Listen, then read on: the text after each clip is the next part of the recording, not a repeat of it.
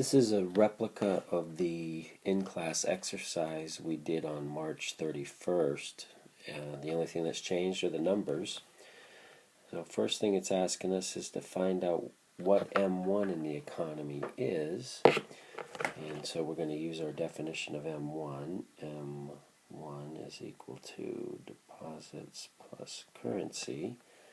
And I can look in here, the public is holding currency of $30 and deposits equal to 100. So M1 is going to be 100 plus 30. So M1 is $130. And the next thing we're told is, or asked to do, is to illustrate the balance sheet for the bank. And so I'll start with its deposits. Deposits we just determined are 100. And then we're told it's holding 20% of deposits on reserve, and it's holding reserves equal to 20. So reserves are equal to 20. And loans are equal to 40. So loans 40. And finally, securities are equal to 40. So we'll put all that in there. And so that's the balance sheet for the bank. Now we're going to look at how a open market purchase of security by the Federal Reserve impacts that balance sheet down here for Part C. So it's a $30 open market purchase of securities. So the first thing that's going to happen then is I'm going to take away $30 in securities. And so the bank gives up those securities, and in their place they receive $30 in cash. So they now have $50 in reserves. So this is what the balance sheet looks like immediately following the open market purchase, before the bank has had a chance to convert what are now excess reserves, this $30 here, into loans. And that's what we're going to do next. Alright, so the bank is going to draw down its reserves. So let's remember we have deposits that are 100 here. And the bank only wants to hold 20% of deposits on reserves. And what we're going to do is I'm going to leave it at 20. Remember, we added 30 to it from the open market purchase, but the bank doesn't want to hold those. So we're going to have that bank extend a loan. It had $40 in loans. It's converting the $30 that were in reserves to loans, and your securities are now at 10.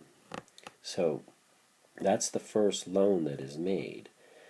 Now the idea is the deposit creation process now begins, because this $30, by assumption, is going to be deposited into the banking system. So that $30 is now a deposit, and this bank is going to hold 20% of that on reserve. So its reserves are going to go up by $6, 20% of 30. And then remember the loan, that's going to loan out the difference between 30 and the $6 it's holding in reserves. So it's going to make an additional loan here of $24. And once again, that $24 is going to be deposited back into the bank. So we're going to add an additional deposit here of $24.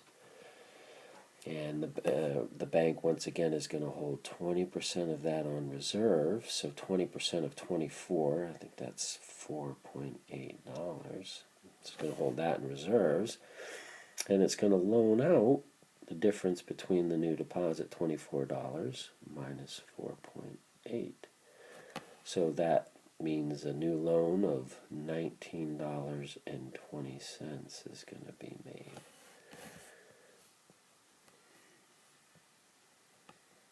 Okay, so we're told that the third loan that it makes is going to be held as currency, so it's not going to become a deposit.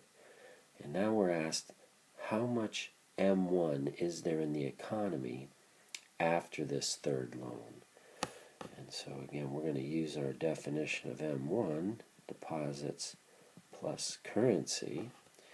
And so M1 is going to be equal to, deposits are 100 plus 30 plus 24. So it changed because of the two loans that were made and deposited back into the banking system, plus the currency. And the currency started out at 30, and it's still there, plus the third loan is held as currency, so we're going to add that.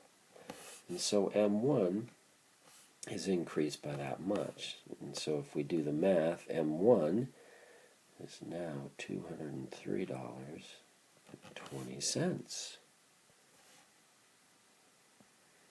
Okay, and finally, we're asked to use the money multiplier to determine the total number of deposits that are created as a result of this open market purchase. So remember, the new deposits here, new deposits.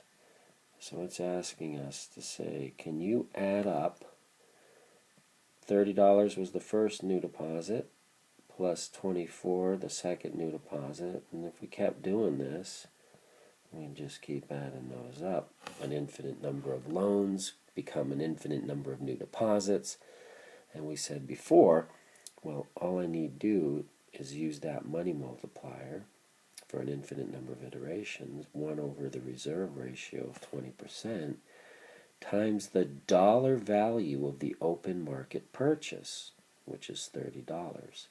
It also just happens to be the value of the first new deposit created from the deposit creation process. And so that gives me 150 total new deposits created. So we'll put 150 right there. And last but not least, we're asked to illustrate the bank's balance sheet following the completion of the deposit creation process.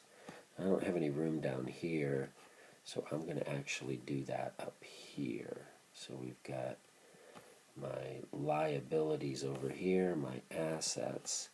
So my total deposits are going to be, I started with 100. That's where we began. And then the open market purchase led to the creation of 150 additional deposits. Against those deposits, we're holding reserves. 20 is 20% of 100, plus 30, which is 20% of 150. And I've made some loans. I started out with, I had $40 in loans, and as a result of this operation, we added 150 additional loans, and then securities are equal to 10. And so that's what the balance sheet looks like after this open market operation. And so the idea is, when the reserve ratio is 20%, $50 in reserve supports 5 times that, or 250 in deposits. I hope that helps. All right, and finally, how much money exists in the account following an infinite number of iterations support your response? I thought we already did that.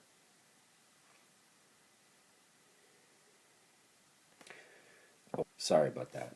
This is asking you how much M1 exists, and since we just found out the total new deposits created, we've got to do a little bit more work. So again, we'll use our definition of M1. M1 is equal to deposits plus currency. The point of the exercise is we just created a bunch of new deposits. So we had 100 initially, and then we created 150 more through a $30 open market purchase. And we still have the $30 in currency that we started with back in the part A. So the total amount of money that exists in the economy now is going to be $280. And there you have it. Made with Doodlecast Pro.